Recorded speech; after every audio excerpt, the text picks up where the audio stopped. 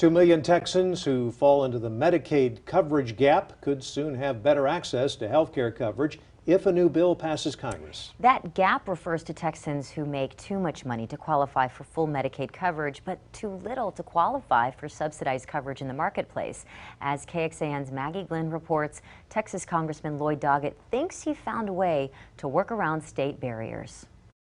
What am I supposed to do? Texas State grad student Vanessa Vega turns 26 in November and will be kicked off her parents' health care plan. In order for me to get subsidized health care through the marketplace, I would need to make a minimum of $12,000 a year. Her $7,000 income and her status as a student would land her in the coverage gap. Do I take out student loans and not pay for my school bills?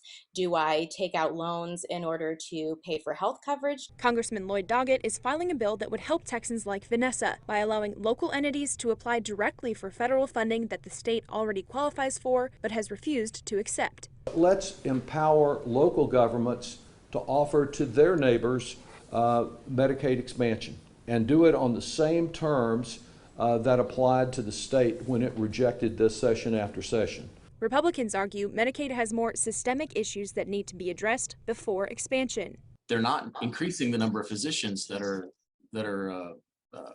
taking the Medicaid program, so they're further straining that system. And Doggett acknowledges states would still need to be cooperative. We need access, for example, to the state Medicaid rolls. And so in this bill, we provide an incentive to the state with additional Medicaid administrative expenses. But he hopes that if some local entities have success with expansion, it will eventually pressure state leaders to do the same. The idea is ultimately to get to state expansion. Maggie Glynn at KXAN News.